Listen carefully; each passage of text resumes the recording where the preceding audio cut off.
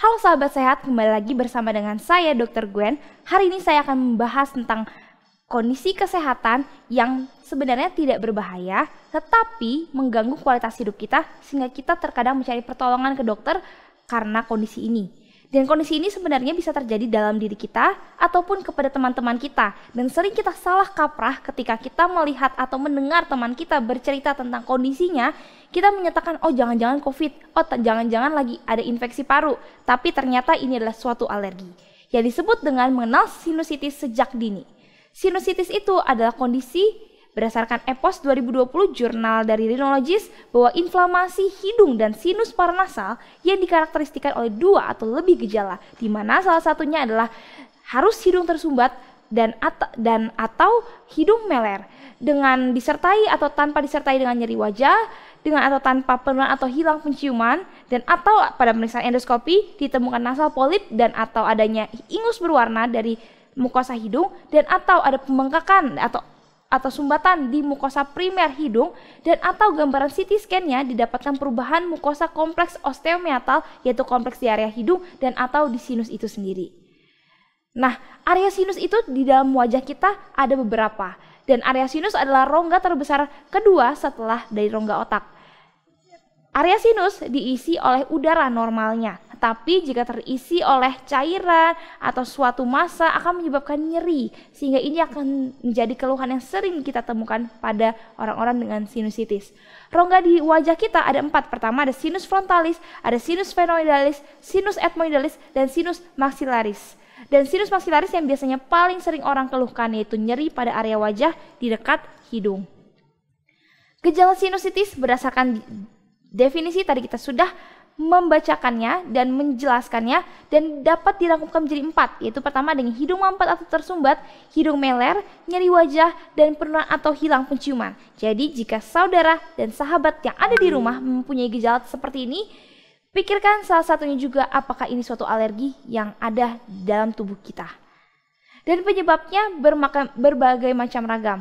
Dan yang paling utama sebenarnya adalah karena ada bakat alerginya. Sehingga jika terjadi ada infeksi virus, infeksi dari jamur, infeksi dari bakteri, lalu paparan polutan, adanya polip atau tumor, adanya perubahan dari tekanan udara atau perubahan dari kondisi cuaca, adanya alergi, deviasi dari batang hidung, dan juga penggunaan obat-obatan lain dapat menunjang dan dapat meningkatkan terjadinya alergi atau sinusitis pada pasien tersebut. Dan faktor risikonya seperti sudah saya jelaskan bahwa banyak terjadi pada orang yang mempunyai bakat alergi dan kebanyakan pada wanita dibandingkan pada pria. Bagaimana bisa terjadi orang mengalami sinusitis?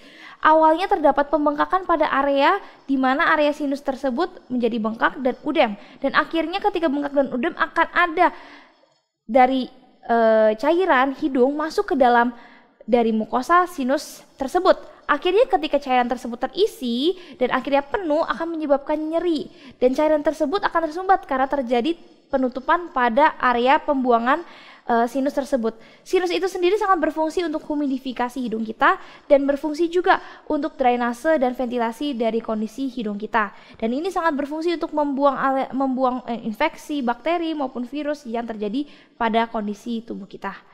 Nah, jenis sinusitis dibagi menjadi 4 berdasarkan waktu terjadinya. Pertama ada yang sifatnya akut, terjadi dalam waktu 4 minggu, subakut 4-12 minggu, kronik lebih dari 12 minggu, ataupun terjadi recurrence atau berulang di setiap tahunnya.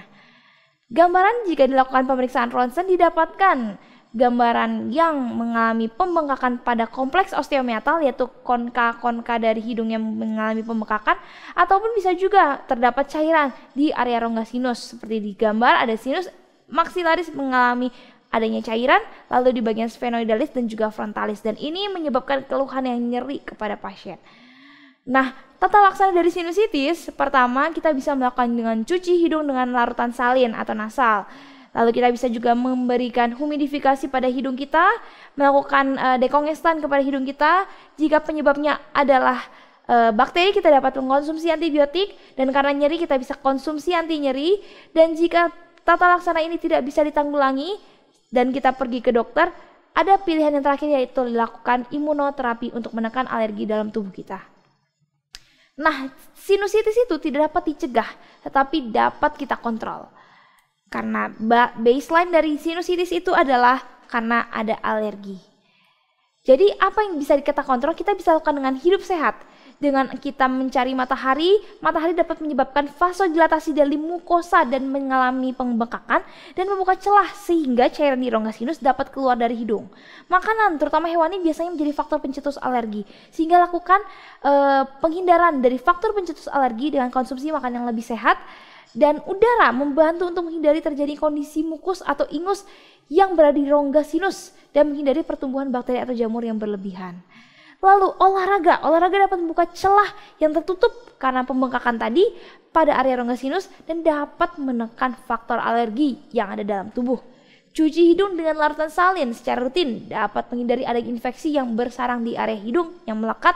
Dan ingat bahwa 1 Korintus 3:16, tidak tahukah kamu bahwa kamu adalah bait Allah dan kamu adalah roh, bahwa roh Allah ada diam di dalam kamu. Berikut adalah gambaran dari sinusitis dan mekanismenya, dan karena kita semua sudah paham dan mengetahuinya, mari kita telaah dan mari kita pahami bahwa di dalam tubuh kita ada faktor alergi, sehingga ketika faktor alergi tidak terkontrol, kita bisa mencari dokter spesialis, salah satunya adalah spesialis THT, dan melakukan pengkajian sehingga kita bisa meningkatkan kualitas hidup kita. Kiranya Tuhan Yesus memberkati. Salam sehat.